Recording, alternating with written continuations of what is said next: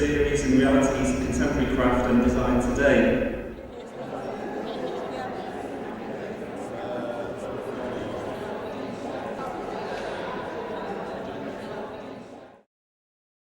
I think these craft rallies that the Crafts Council has come up with are really, really good ideas. They're very much opportunities for you to make connections with other craft makers. Making craft, like many visual arts activities, can often be a very isolated activity. And having this opportunity not just to gather together in a conference, not just to sit in a lecture theatre, but actually have the opportunity to work with each other, talk to each other, that's really important. The focus is on networking, the focus is on making connections, on getting back to that sense of industry.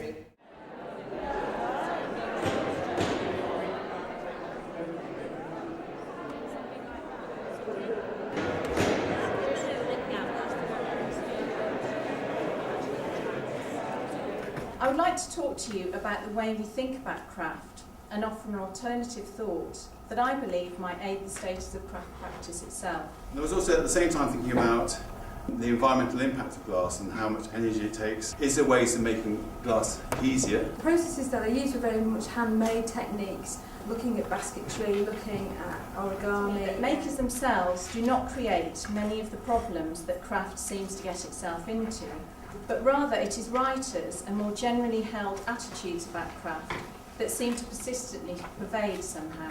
I've become a bit frustrated with my work being very pigeonholed as ceramics first of all, and being very focused on objects that would go on a plinth and go in a gallery. How do you find time to step out of your practice and actually look at something new and move things forward?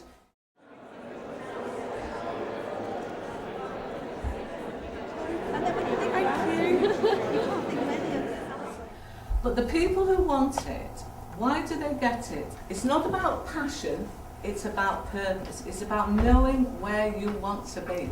So by working in commissions, it's fantastic because it just makes you do new things. It was the start of a new kind of chapter in my work, and it really gave me the confidence to think, actually, this is valid.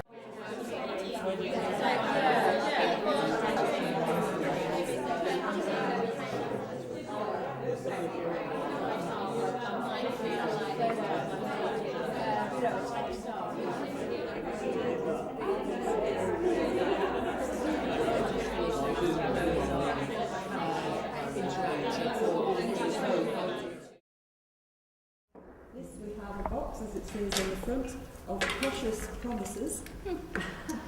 And it's a box of rolled messages that are put into a box with your own little individual set of tweezers. So, is it a family thing? Or? No, I bought it on eBay. How would you search such a thing? How did you find that on eBay? Not by typing in precious promises. I was interested what you were saying about you thought that was a contemporary thing. Why do you say that about that object?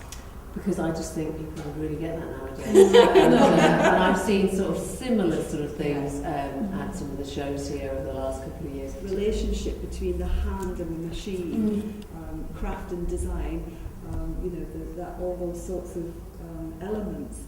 That I think that object has aspects of all of those things. Honestly, I can see it so.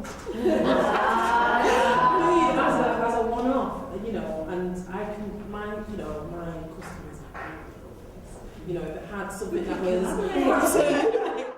If it's a good project, you'll nearly always find somebody to back you, so don't be afraid of doing it. There are still a lot of resources in this country for people to use. You've just got to talk to these people. So maybe there is the possibility of doing a range with a manufacturer in addition to what you do. What is up for the future? The future is all about new design. The craft people, us, the makers, are going to be the innovators. Everything takes time.